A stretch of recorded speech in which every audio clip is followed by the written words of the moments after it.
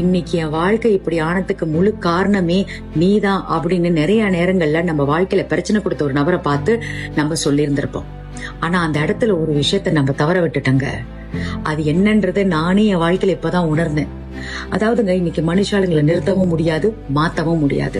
நம்மளை பத்தி என்ன வேணாலும் பேசலாம், என்ன வேணாலும் சொல்லலாம். ஓகேங்களா? நம்மளை பிடிச்சி போச்சுன்னா தூக்கி தலையில வச்சுக்குவாங்க, பிடிக்கலன்னா காலில் தூக்கி போட்டு மிதிப்பாங்க.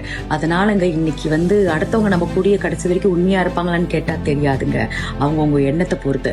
அதனால ஒருத்தவங்க நம்மளை தாக்குனாலும் சரி, கேவலப்படுத்தினாலும் சரி, அவங்க செய்கின்ற அந்த காரியங்களை நம்ம உள் வாங்கிக்கிட்டோம் அப்படின்னா நம்ம தான் நம்ம வாழ்க்கையின் முழு அழிவுக்கான காரணம். ஏன் இதை நான் சொல்றேன்னா, இந்த உலகத்திலே மிக கொடுமையான ஒரு விஷயம் என்ன தெரியுங்களா?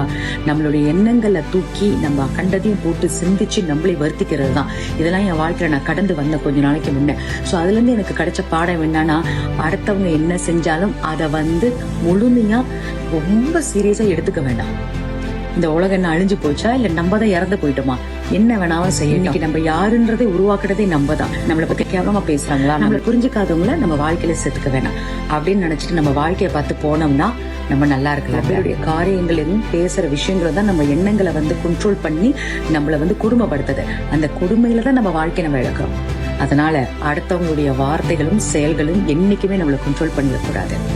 அதுக்கு நம்ம முதல்ல நம்ம மைண்டை சரியா வச்சுக்கணும். அதன்